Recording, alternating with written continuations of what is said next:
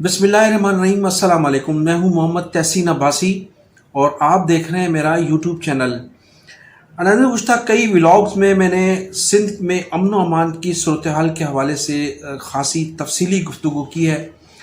और गुज़श्ता दिनों वज़ीर दाखिला सिंध जनाब ज़िया लंजार और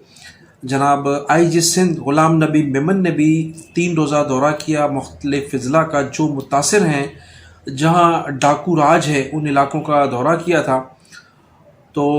कोई ख़ास उसमें अभी तक रिज़ल्ट सामने नहीं आया, बल्कि हुआ ये कि गुज़श्ता रोज़ एक शख्स अल्ताफ़ भयो को गिरफ़्तार किया है एक भारी असले के साथ।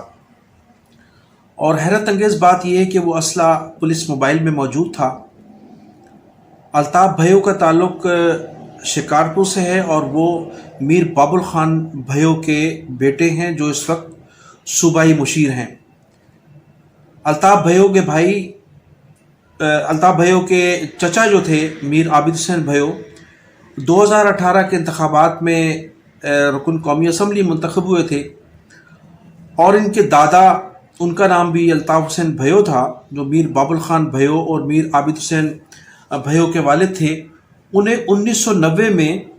कबायली फसादात में कत्ल कर दिया गया था और मारफानी कबीले के लोगों पर वो इल्ज़ाम साबित हुआ था। फिर जरगा हुआ था, जरगे के फैसले के मुताबिक मारफानी कबीले पर जुर्माना आयद किया गया था। इस तरह से वो तस्फिया हो गया था। तो उसके बाद सियासी मामला जो थे वो मीर आबिद हुसैन भयो और फिर मीर बाबुल ख़ान भयो के हाथ में थे।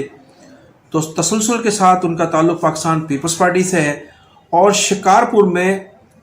8 फरवरी 2024 के जो इंतखाबात थे,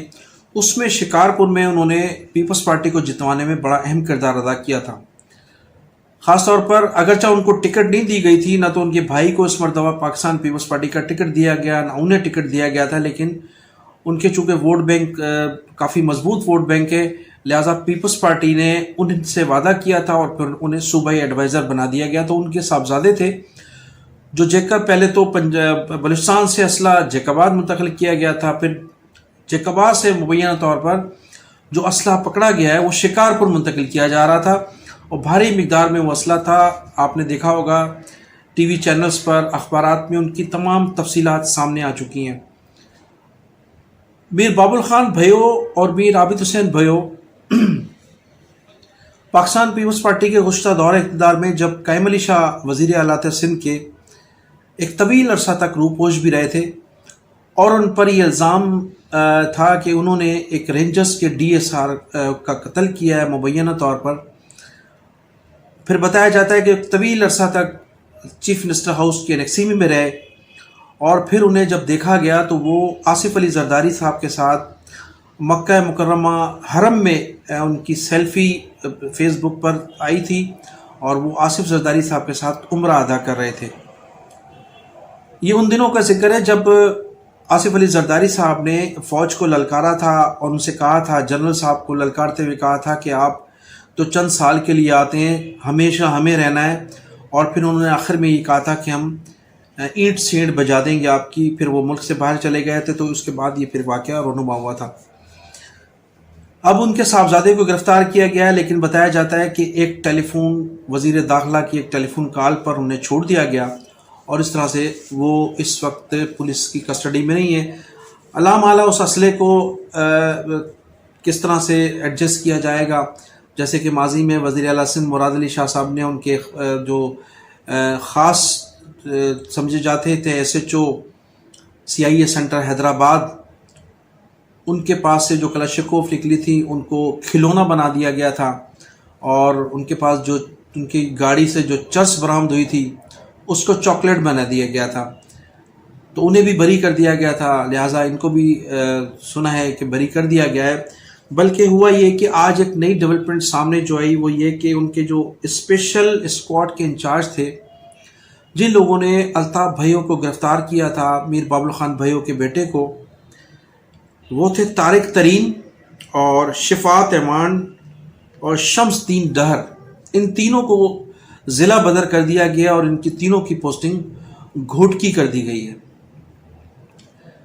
اس سے قبل وزیر داخلہ ضیاء الحسن نجار صاحب اور آئی جی سندھ نے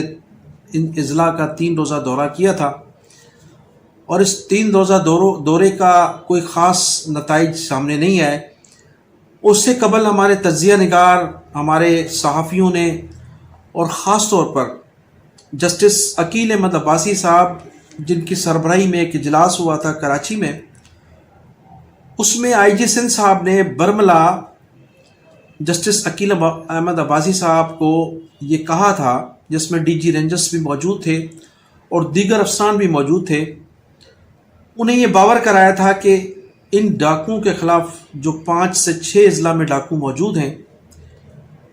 آپریشن اس وقت تک کامیاب نہیں ہو سکتا جب تک وہاں کے مقامی قیادت، وہاں کے سرمایہ دار، بااثر لوگ جب تک تعاون نہیں کریں گے، اس وقت تک یہ آپریشن کامیاب نہیں ہو سکے گا،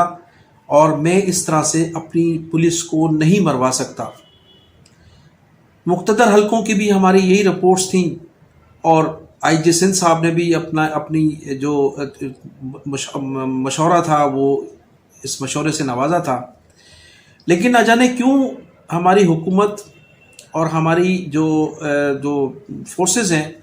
وہ ان لوگوں کو آن بورڈ نہیں لے رہی ہیں، اور نہ ہی ایسے لوگوں کو گرفتار کرنے میں دلچسپی رکھتی ہیں جو ان ڈاکوؤں کی سرپرستی کر رہے ہیں۔ جیسے کہ آپ نے دیکھا کہ الطاف بھائیوں کو گرفتار کیا گیا، بھاری مقدار میں غیر قانونی مبینہ طور پر اسلحہ برآمد کیا گیا، اور پھر ایک ٹیلی فون کال پر اسے چھوڑ دیا گیا، اور جن لوگوں نے ان کو گرفتار کیا، جن لوگوں نے ان کو روک کر چیک کیا تھا، ان کو وہاں سے ضلع بدر کر دیا گیا۔ تو اسی طرح سے اگر بااثر لوگوں کو گرفتار نہیں کیا جائے گا، ان لوگوں کو ان ڈاکوؤں کے خلاف آپریشن میں استعمال نہیں کیا جائے گا، تو پھر اس آپریشن کی کامیابی کے امکانات صفر ہوں گے۔ اب صورتحال یہ ہے کہ حکومت کس طرح سے ان کو گرفتار کرے، کیونکہ اس پورے علاقے میں، جن علاقوں میں اس وقت ڈاکو راج ہے اور ڈاکو دندناتے پھر رہے ہیں، ان تمام علاقوں کا مینڈیٹ پاکستان پیپلز پارٹی کے پاس ہے۔ یہاں تمام منتخب لوگ جو ہیں ان کا تعلق پاکستان پیپلز پارٹی سے ہے، خواہ وہ بلدیاتی ادارے ہوں، صوبائی اسمبلی کے ممبر ہوں، قومی اسمبلی کے ممبر ہوں، یا سینیٹرز ہوں، تمام لوگوں کا تعلق پاکستان پیپلز پارٹی سے ہے، اور صوبے میں حکومت بھی پاکستان پیپلز پارٹی کی ہے۔ اگر پاکستان پیپلز پارٹی کی حکومت یہ چاہتی ہے کہ وہ سندھ کے لوگوں کو کچھ ڈلیور کرے اور سندھ کے لوگوں کی ہمدردی حاصل کرے، تو پھر انہیں امن و امان کو قائم کرنا پڑے گا، اور امن و امان اسی صورت قائم ہو سکے گا جب ان کرمنل لوگوں کی سرپرستی کرنے والے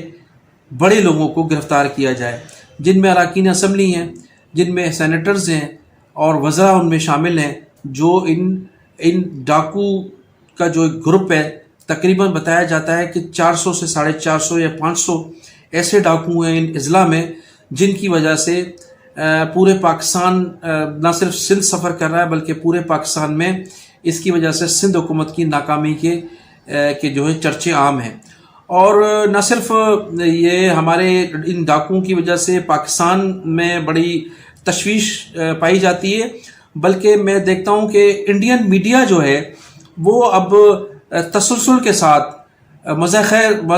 خیز جو ہے وہ تبصرے ان پر ہو رہے ہیں، اور وہاں تجزیہ نگار کہتے ہیں کہ یہ لوگ جو کشمیر کو فتح کرنے چلے تھے، ان 5 اضلاع کو اور ان 500 ڈاکوؤں کا خاتمہ نہیں کر سکتے، اور پھر دعویٰ ہے ان کا کہ وہ کشمیر کو آزاد کرائیں گے اور کشمیر پر جو ہے وہ اپنے جھنڈے لہرائیں گے۔ تو اس قسم کی